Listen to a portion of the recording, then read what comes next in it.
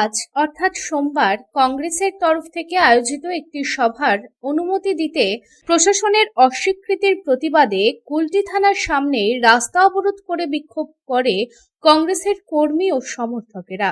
এদিন কংগ্রেসের প্রার্থী রবি যাদব জানান, আগামীকাল জামালপুরের শিব মন্দিরের কাছের মাঠে কংগ্রেস নেতা সচিন পাইলটের একটি সভা নির্ধারিত ছিল। কংগ্রেস সমস্ত নিয়ম কানুন মেনে অনুমতির জন্য আবেদন করেছিল, কিন্তু আজ কুলটি থানা তাদের জানিয়ে দিয়েছে যে আগামীকালের সভার জন্য অনুমতি দেওয়া হবে না। তিনি আরো জানান, কংগ্রেসের প্রতি এই অন্যায় আচরণ করা হচ্ছে, কারণ বিজেপি এবং তৃণমূল কংগ্রেস উভয়ই বুঝতে পেরেছে যে জনগণ এখন কংগ্রেস দলের সঙ্গেই আছে। কংগ্রেস দলের ক্রমবর্ধমান জনপ্রিয়তার ভয়ে কংগ্রেসের সভা বন্ধ করতে পুলিশ প্রশাসনকে ব্যবহার করা হচ্ছে।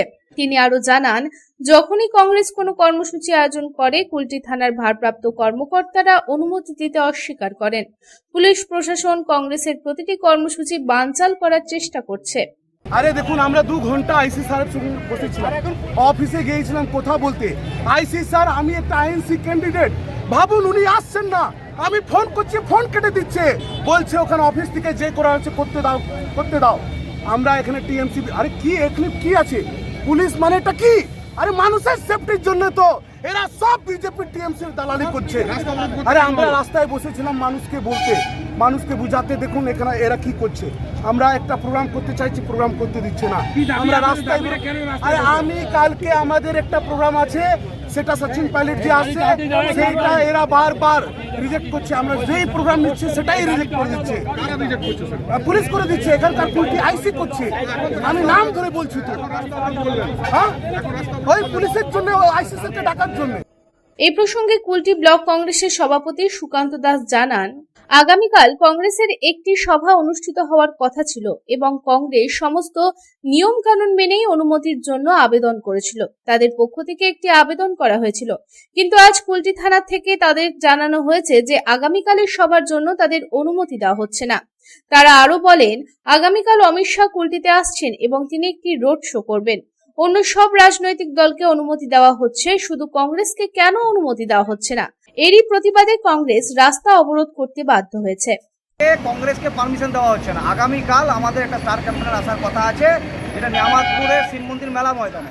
আমরা তার পুরো নিয়ম বিধি মেনে পড়ে আমরা ইলেকশন কমিশনের আরওর কাছে আমরা জমা কাগজপত্র করেছিলাম, কিন্তু যা দেখতে পেয়েছি কালকে জমা করে দেওয়ার আসার পর আজকে হঠাৎ আইসি সাহেব, কুলটি থানা আইসি সাহেব বলছেন যে পারমিশন দেওয়া হবে না। আমরা রিজন জানতে চাইলাম, তো আমাদেরকে ফোনে বলছেন যে একটি রাজনৈতিক দল সকাল 5টা থেকে 9টা অবধি র্যালি রেখেছে, পারমিশন রেখেছে, সেই জন্য আপনাদের দেওয়া যাবে না। আমরা ওইদিকে অমিত শাহ আসছেন, আমাদের গৃহমন্ত্রী, তা আপনি তাহলে কী করে ওনাদেরকে পারমিশন দিচ্ছেন?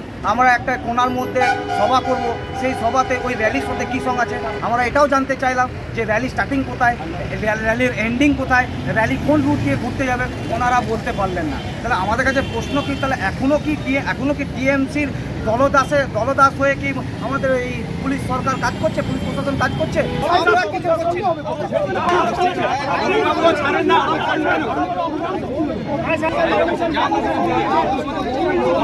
আসানসোল থেকে সন্তোষ মন্ডলের রিपोर्ट पब्लिक टाइम्स। आपके सपनों की नींव हो सबसे मजबूत, उसे दीजिए मजबूती का डोज। JBG हेक्सा TMT, मजबूती का डोज पक्का है।